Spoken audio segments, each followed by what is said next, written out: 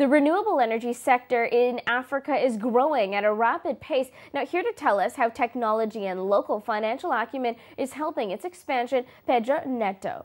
Tell me about some of the unique investment opportunities that you and your company have identified. First of all, I think it's good for everybody to understand that in Africa, still after all these years of development, we have almost 600 million people without access to electricity. And in average, we can think that 4 or 5 families don't have access. And that really is a challenge in terms of getting new ways to improve that. And really, on the last couple of years, the development of the renewable sector has really, with the advance in technology, was able to change and to improve those numbers.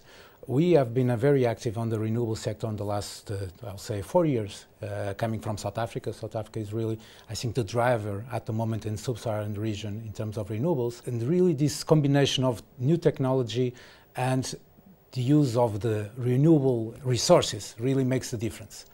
We've seen, traditionally you see in Africa, you have a kind of Africa that is a combination of gas on the north, hydro resources on the center, and the south was really based on coal. And really what we needed to do is to change the paradigm and trying to get kind of slightly away from the coal because of the environmental issues, but also hydro, nevertheless, is renewable, has also advantages and disadvantages in terms of the environmental impact.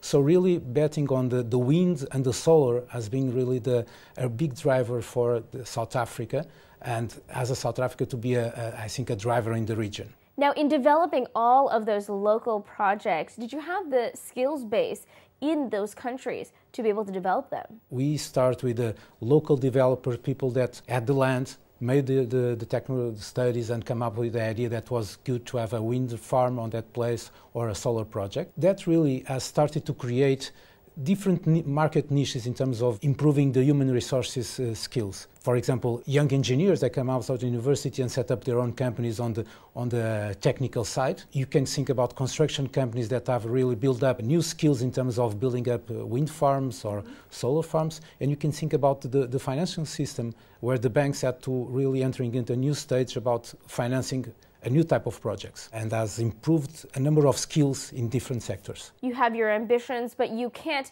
make those projects come to fruition without a sound financial regulatory climate. Tell me, did that exist? It's the largest challenge always, to have a sound legal framework, and that on the renewable sector and on the energy sector is always a combination of a power purchase agreement and with an entity that is solid enough to buy and to give assurance to the banks, to the lending community, that the project will work in the long term.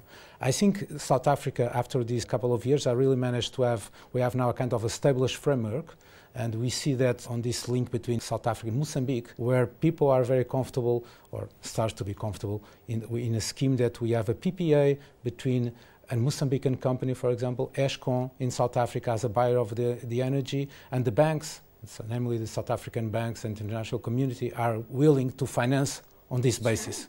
So the stability is there. That's the most important thing. People need to believe that the legal framework is stable and the governments are supporting. Now, you and your company have these ambitions to expand beyond your local markets into the renewable energy sectors elsewhere. Can you tell me about some of those local markets? South Africa has been a driver on the region for the next couple of years. We are starting to see a strong link and a strong development in Mozambique. Angola also has plans for the development of the renewable sector, and we are starting to take some initiatives in Rwanda, Zambia, Ghana, Kenya, so it's growing, okay? But it's growing based on the positive experience of South Africa. That, I think, is the main driver. Pedro, with such an intimate understanding of the natural resources sector, can you tell me what other sectors are not being tapped effectively in the continent? The next challenge is really the use of the natural gas that will have a huge quantity available. With the development of Mozambique, with the discoveries that they had on the natural gas sector, Mozambique probably will be the 4th largest reserve worldwide.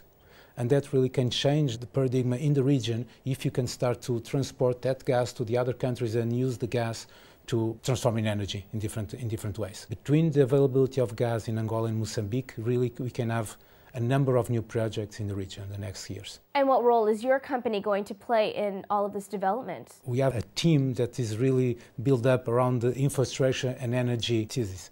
So really all of us have done infrastructure and energy projects around the world for the last 20 years. And really, we are trying to build up on the energy producing projects, but also on the pipelines that will be needed to transport the gas, on the transmission lines that will be necessary, and all the infrastructures that will be related to these projects, talking about ports, railway, everything that it connects to this development. And really, we believe that, and you can see the numbers that are forecasted for infrastructure development in Africa are huge. So we expect for the next, I'll say, 10, 15 years, the amount of work that has to be done between the sub-Saharan region is fantastic, and will be keeping us in work for a long time.